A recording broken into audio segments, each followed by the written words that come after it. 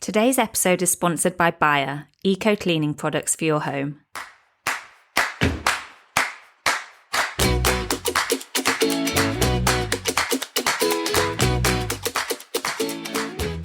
Welcome to Season 2 of Next of Kin the podcast. I'm your host Emma, a British expat who moved to Dubai to further my fashion career when a positive pregnancy test rocked my world. I was asked to choose between my career or my baby, so I realised I needed to pivot and fast. And that's where Next of Kin comes in. Last season, you followed along as I muddled through my first year as a mum and starting my first business. Now I have a toddler, a brand, and this podcast. So join me this season as I jump into my mumpreneur era and try to figure out whether we can really have it all. Welcome back. I feel like it's 2023 sitting here doing another solo episode for you, but it feels like the right time because a lot has happened and I want to give an update on what I've learned from my first, well, it feels like my first year in business.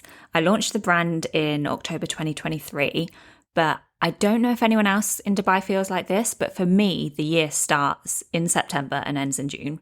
I don't know what July and August are, but I also accidentally call winter summer because it feels like the nice beach weather again. So is this just me? I don't know. I don't know what my brain thinks summer is then. Like, what is that? But I wonder if anyone else's brain works like this in Dubai. So instead of my first year, maybe I should say my first season. I don't know. It really felt like Q2 when I started season 2 of the podcast that I was on an absolute mad one trying to get as much done as possible before summer. In fact, June was just a little insane. If you are a Next of Kin shopper or you follow me on Instagram, you may have noticed that the first week was just madness. I basically actioned all of the goals that I wanted to get done for June over one weekend, like the first weekend. Do you want to know the funny story? I don't know if I should admit this, but I had basically taken an ad out on the Mother Tongue podcast. And when we chatted about the episodes and the dates I wanted to sponsor, I said that I wanted to sponsor the Far From Fat episode because I just love her. Again, if you're not in Dubai, you're probably thinking, Emma, Far From Fat? Like, what are you talking about? Anyway, I ummed and ahed over what I wanted this podcast advert to be. And then I decided that, I'm going to add more small brands to the website. I guess I can fill you in more on that in this episode too. But I decided I would add more small, local, mummy-owned kids brands. And I told them to include that in the ad, thinking that it was going live like end of June. Probably my fault, I know, but I don't know why I thought that. Then as I was about to go to bed on the Friday night, I look at Instagram and I see Far From Fat, Charlotte. I don't know why I keep saying Far From Fat, her Instagram handle. Her name is Charlotte. But I see Charlotte post that her Mother Tongue episode is going live on the Tuesday. So I messaged them like, hey, hun, is that the episode that I'm sponsoring that's going live in like a few days' time? They're like, yep. So I think, great, okay. And then I say, oh, did you manage to make that last minute change in the messaging about, the other brands being on the website? And they're like, yep, we managed to do it just in time. And I'm thinking, great. Because by that point, I literally hadn't added any of the brands to the website. So my weekend was manic. I even have the new Rascal Squad launch that I wanted to do because I wanted to send them some like gifts. And that all arrived, and most of the stock I then sent back because of quality issues. So that's another story. But I wanted to have all of that launched by the time the episode goes live. I know it probably didn't matter at all, but in my head, I wanted that all launched before the episode goes live. And I mean, the advert was literally saying there was going to be other brands on the website, and there wasn't. Oh, and I had a Careers Club event that weekend too. So I was honestly drained by the point I got to that Careers Club event. And so I'm so sorry if anyone noticed that. But anyway, the episode goes live and it was crickets. So I had spent the whole weekend setting all these brands live, like chasing them on the weekend for their stock info and everything to put on the website. And I thought like, you want to make sure it's there to get these orders, and then literally not a single one. So on the upside, I had pretty much just achieved all my launches for June in that first weekend. but you probably know me and my personality by now and my inability to take it easy. So this episode, I want to share with you behind the scenes reality like this, a little catch up on my life. And I've put together 10 steps that I've thought of for starting a business. And that's including what I would do differently now. Like if I was to start a business today, how would I do that? Broken down into 10 easy steps. Well, not easy. I can't guarantee they'll be easy. Let's take a moment to talk about today's sponsor, Buyer. I could not believe it when the founder, Wana, reached out to me because just a couple of months ago, we switched to using Buyer laundry detergent sheets ourselves. I have to be honest, we did not make the switch because of the eco-credentials or non-toxic ingredients. We made the switch because the sample sheets that I had tried made our laundry smell amazing. And if you live in the UAE, you will know the struggle. I have no idea why, but all the conditioners, all the scent boosters, nothing worked for us until Buyer. So it's nice to know that we are using a small local brand which is cruelty-free with recyclable packaging, biodegradable, safe ingredients, paraben-free, no single-use plastics. I know I mentioned about loving the scent, and we do use the sweet summer scent most of the time on all of our laundry, but they also have an unscented version, which is the most pure option that I would choose for newborn skin. The innovative detergent comes in sheets, which dissolve in the wash. You add 1, 2, or 3 sheets into your washing machine, depending on the size of the load. Nothing else needed. Now, as a parent, I am so glad to have made the switch to a more conscious brand. Busy parents, you can even choose to subscribe to Buyer so that you receive the repeat order automatically.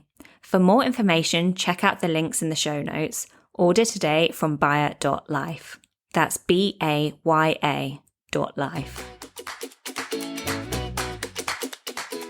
Now, I know you'll all want a Bonnie update. I did touch on this in my last episode, but she's coming up to 2 years now in October, and I cannot believe it. I could absolutely gush about what a sweet little intelligent soul she's becoming, but none of you want to hear that, apart from possibly the grandparents who are listening. None of you want to hear that otherwise.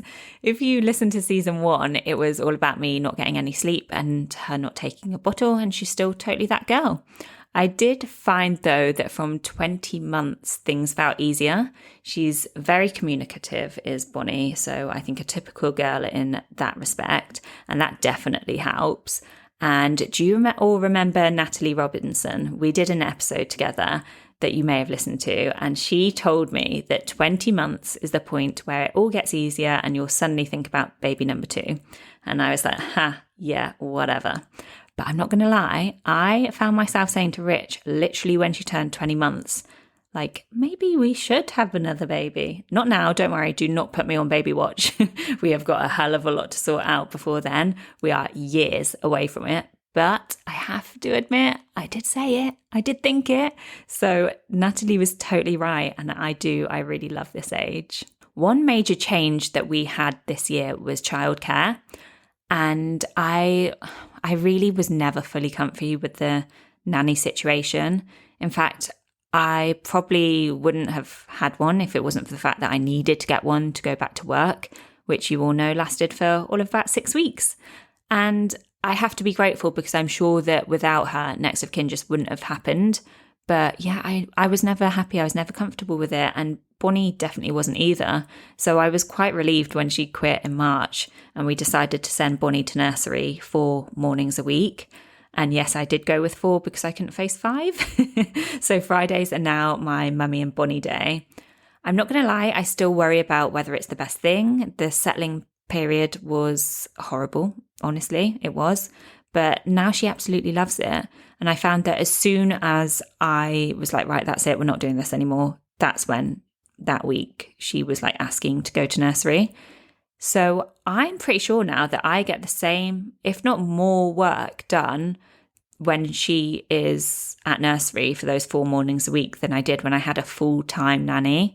Actually, from December onwards, I don't even know how much nannying this nanny was doing because Bonnie would literally have like 2 to 3 hour naps, if not more, on me every day. I literally couldn't say no to her wanting to be with me. And this did mean, though, that when I decided to send her to nursery and we weren't going to have a nanny anymore, that I had to make that decision to not do markets anymore, because I literally couldn't go and pick up Bonnie before 1 p.m. and sales did plummet. I've said it before, but I know all small brands face this, that they think they'll launch a website and get a steady stream of traffic and sales, but nope. Does great at the markets, but it's really hard to convert that online. So yeah, that's definitely been a big learning. That brings me on really to my first learning, which is that I decided to put the money I would have spent on markets into outsourcing 2 things to drive the revenue online. And I knew that with limited time, I needed to be acting smart and outsourcing. Everyone told me this. Number 1 thing that I did was someone to optimize and manage my Amazon. And it was a huge fail. They left me with way worse listings. I sold like 2 things in 3 months. And it was a disaster that I'm still trying to fix. The second was someone to run my Meta, so my Facebook and Instagram ads. And I thought I'd found a really good deal, because they took, instead of like a monthly fee, they took a 20% commission of sales that they had generated, which then makes it a lot more affordable than having to pay thousands of dirhams outright each month. And I also felt like that gives them a higher stake for the ads to be good. So yeah, I thought that was like a win-win situation all round. But again, nope. I think I sold exactly what I spent in ad money, which essentially leaves me with a huge loss. So I've got to rein it all back in now and train myself on these areas. Finding the right people to work with is hard, but these guys weren't mums, so they totally just don't get it. One ad, I literally had to stop within minutes. They had made a claim on the ad, like 5,000 plus happy customers. And I'm like, guys, I'm a small brand that launched months ago. Like, no one's going to believe that. And I hope my followers trust me enough to be honest with you guys. So that kind of outright lie is not going to go down for me. Like, that's not a good thing to do, is it? So luckily, I think that was that for all of about 30 seconds before I saw it and put a stop to that. But I also found that because all the small brands follow each other and engage with each other, because we want to support one another, that this then means that the ad was just going to other small brands and not to customers. So that is something to definitely think about if you own a small brand, and when people are trying to be like follow for follow or following people back or whatever, like, is that the best thing to do? Now, something I've learned from doing the podcast, firstly, I've learned that actually maybe I should have chosen a service-based business with like the lower startup costs that you can start making money from very quickly. I can tell you that a brand isn't that. It's not that, not a product brand. And I learned that from my podcast with Deborah Henning. So when I've been doing the Careers Club, I've mentioned this to a few people now, that instead of going and investing in physical stock, could you maybe invest in training and acquiring a new skill? I mean, I still don't regret it, because God knows what I'd do. I'd probably be twiddling my thumbs trying to come up with an idea. But I guess I've learned the reality of budgeting here. So if you are starting a new business, don't just spend all your money on stock or on the launch. You need to be continually investing. I actually could have bought a third, I guess, of the stock that I bought. I just felt at the time that I wanted this very full range so that I looked like a big player in the market, someone that you can really trust, who you can browse and shop from. But who was I kidding? By the time I launched, everyone knew I was small, and you can totally start small. People love supporting the person behind the brand. So you can start much smaller and just trial. Then you'll have the budget to bring in new capsule collections, a few pieces here, a few pieces there, test everything out, and spend much more money as well on marketing. You actually really don't need to inflate yourself, because I found that people really do love supporting that person behind the brand. So I did actually start working on a new collection at one point. It was inspired by Dubai, and it was probably going to be around 20 pieces, and it just did not happen, guys. I am obviously a buyer by trade. I know the importance of spreading risk. So when I launched the brand, I had quite a few suppliers, and one by one, I feel like they just dropped off for various reasons. So I sent out some briefs for the new collection to basically my last remaining suppliers. And guys, one day when I'm over it, I'll make a reel of how awful these samples were. And to add insult to injury, they took, I think, 3 months, maybe 4 months, and they were meant to take 3 weeks. So product development has been a complete drag, and it's probably one of the reasons that drew me towards adding more brands to the website and starting the Mum Supporting Mums initiative. Some people were thinking, like, Emma, are you okay? Why are you literally shining a spotlight on your competitors? But I think there is a strength in numbers, and isn't it so hard to find out about new great small brands? We literally all know the importance of wanting to shop local. Like, the high street really doesn't need our money. Trust me, I've worked for high street brands. I've worked for big brands. Whatever sales they get, they're not going to be satisfied. So mums also are way better at designing stuff for the kids than the high street anyway. I know there's so many boycotts on right now. I've had this struggle. I personally don't want to shop from Zara anymore. But then I'm like, well, where do I find a new outfit from a small local brand that I want to actually spend my money on? So that is, I mentioned this all, didn't I, in my last podcast. So I would love to add lots more wonderful brands, offering them fair terms, as well as doing things properly, because that, again, is a struggle I've come up against, especially here in Dubai. So how great would that be to have nextofkin.ae as like a go-to shopping destination for all your kids' bits from these great local brands? My inner ex-fashion buyer just loves being able to tell you about all these wonderful brands. So for those of you interested in my 10 steps that are totally practical to start a business, this is what I would suggest, and this is what I would do differently. Let's get into these. Number 1 is your research phase, starting with what you want out of a business. So not even researching the business idea right now, like what is it that you realistically want, and will your idea be able to provide you that? You can totally work with like a coach to figure that step out, or a book. I would recommend as a starting place, there's a book called Free Range Humans by Marianne something, but that's a really good starting place for this step.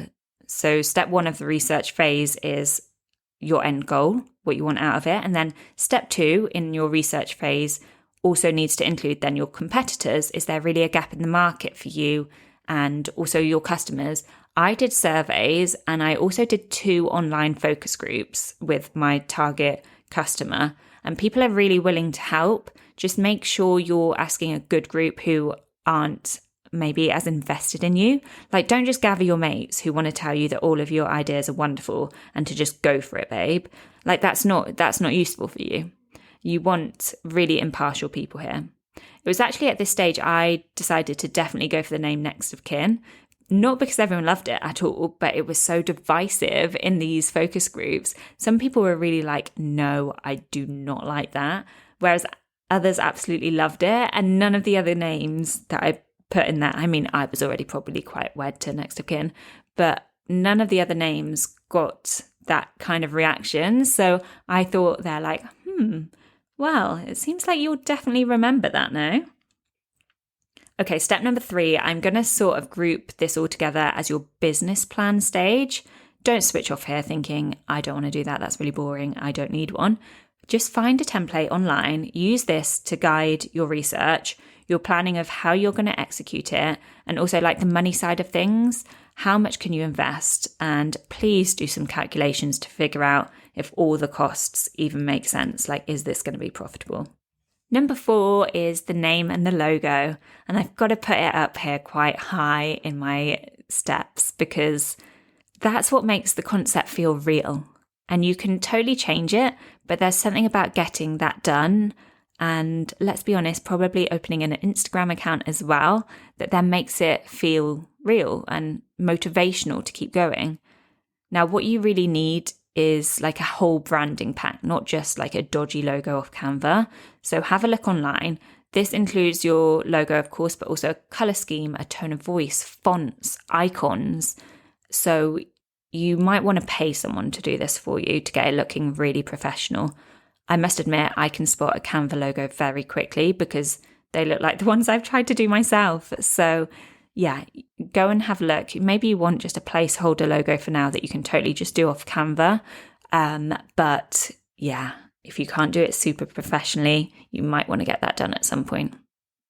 When it comes to thinking of a name as well, if that's not something that's come to you easily, then I would do a huge brainstorm and get a thesaurus up online and just brainstorm all the words, all the feelings, all the emotions around whatever you're trying to create, and get up a thesaurus as well and just go through all these words till something sticks. That's how I would do it.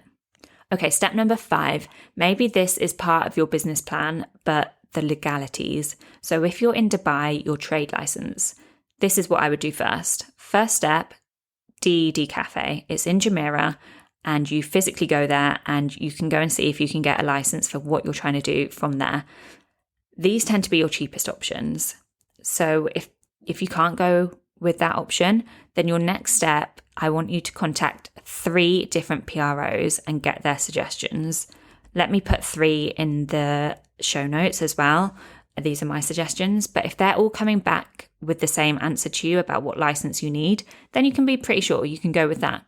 If not, you might want to go and chat to a lawyer to make sure that you're getting the correct trade license, because it's not a case of, oh, I'll just set this up and if it's the wrong one, I'll go and get a new trade license. Because it's actually not a case of like, I'll just try this trade license for a bit and then if it doesn't work out, I'll get a new trade license. You really do want to set it up correctly from the start. Maybe if you can get a DED license for a bit and then move to a bigger trade license, that's fine. I would probably do that. But your trade license isn't that easy to just set up and then expire. Like you have to pay for renewal, you have to pay to cancel it. You would then have to shut down your whole bank account and restart a whole new bank account. So I would make sure you've got that down actually, and that you've got the right one that's going to last you all the way through. Then it's up to you whether you actually want to work with a PRO. I know I said to contact 3 different PROs and get their advice and suggestions. If they're good PROs, they will tell you outright what trade license they would advise. If they don't tell you that, then obviously don't go with them. But be advised that a lot suck you in. So they'll probably be free initially, and then every year you're renewing with them, and you have to renew with them because they set up your business and you have to pay them a fee. And when it comes to trade licenses, remember to not actually set up the trade license until you very much need it, because I made this mistake. I did it 6 months before I launched. So I just wanted to have everything set up. I wanted to have a bank account. And really, it was a huge shock to me when I had only been in business for 6 months that I then had this huge expense of renewing. So yeah, don't set it up till you need it. Number 6, get sourcing. So what supplies do you need? Get that list down, get the samples coming in, search the venues if that's what you're looking for. Look for your stationery suppliers, any kind of business that you're going to be needing to work with, and get that list. Number 7, map out your marketing, your digital presence, your advertising. Make sure you really understand your customer and that you're solving a problem for them in any kind of marketing and digital presence that you have. I need to get better at this. I do understand my customer, but I think we forget that all of our marketing is about solving a problem for them. And when I say really understand your customer, I don't want to just hear, oh, I am the customer. Like, you need to know where they live, what they do, what gets under their skin, what problems they have for you to be able to then solve them. Okay, number 8 is to launch a trial. And I did not do this step, but it's a step that I read about in the Free Range Humans book, and I really wish I did. You really do not need to launch in a huge way. Just trial it for a little bit and then keep refining your offer, which then brings me to number 9, which is analysis. So to be able to keep refining your offer, you need to keep on top of the numbers from day one. What works? That can be in terms of sales or product. It could be about content. It could be about advertising, but you can't accurately refine anything and pivot with what you are doing without analyzing it. So make sure that you're continuing to work on your business instead of getting caught up in the day-to-day, which is super easy to do, trust me. But this time really needs to be carved out and prioritized for you to be able to be profitable. Then my last step, number 10, is networking and finding your tribe. Something that I haven't done yet is find a mentor or a coach. And it's something that keeps coming up again and again for me from the people that I've spoken to. You've probably heard a few people recommend this to me on this podcast. But even just finding what works for you networking wise or as a great meetup. For me, I'm part of the Small Retailers Network and we go for coffee mornings. I mean, I haven't all year, but I really need to get back into going to these free coffee mornings because when I do, we listen to an inspiring chat, we learn something, but we also feel supported by those around you that are in a similar position. You'll find really great collabs. I don't know, sometimes I just meet someone that's doing a similar thing to me and they can just give me that kick of motivation, or they can listen to my ideas and you can do the same for them and you can really bounce off each other. When you're working by yourself, that's quite hard to do, isn't it? But don't be afraid to put yourself out there. Everyone's got to start somewhere and find that tribe that really resonates with you. And also this can change. So I paid for quite an expensive group for my first year, it was honestly great. It had loads of like masterclasses that you could watch online. And I don't know if I could have really started a business without them because I learned so much. But then once I'd consumed all that content, I wasn't really going to the networking groups. I think I went to one networking breakfast and okay, shall I admit like a funny story here, but I sort of stood up in the room and was like, hi, I'm Emma and I have a podcast and a baby clothing brand, blah, blah, blah, and introduced myself, put myself out there. And the people I got coming up to me was like, oh, God, just people wanting to come on the podcast that like made no sense. And they couldn't really tell me what would be in it for me. I mean, one that really makes me laugh to this day is someone coming up and being like, hi, like, I think we should collaborate and I should come on your podcast. And I was like, oh, okay, great. Like, what is it you do? What would the episode be about? And she's like, well, I'm a dentist, but I have kids, so I can definitely like tell people how to parent better. And I was like, oh, yeah, that sounds like a great episode. That's what all parents want, is someone who's totally unqualified to give them any advice, telling them how to parent. Yeah. Yeah, no, actually, I did do some online networking that just did not work for me at all. And so when it came to renew that membership, I realized that wasn't going to be the group for me anymore. It was amazing for my first year. It was really great, but I had now needed to find a very different kind of tribe and a different networking group. So yeah, it can totally change. But do find your tribe, find your network. I found loads of people just from doing the markets and, you know, the people that are on the website I've met at markets, the other brands that I've added to the website. So yeah, finding those other mums that are in a similar situation, and when sales drop off a cliff, they can be like, yeah, for me too. So yeah, you've all got the same problems. And I think that's really great to have around you. Okay, I think I'm going to have to wrap things up here because I'm literally losing my voice. But big shout out to today's sponsor, Baya, BAYA. Go and check them out because we love them. I'll put all the information in the show notes. Please also do share this podcast with your friends and any other mums out there that you think would enjoy it. If you can rate, review, subscribe, that's also great. That does me a real favour. But overall, just have a wonderful time. I'm not sure when I'm next going to do a podcast episode, so I will speak to you hopefully soon. Take care.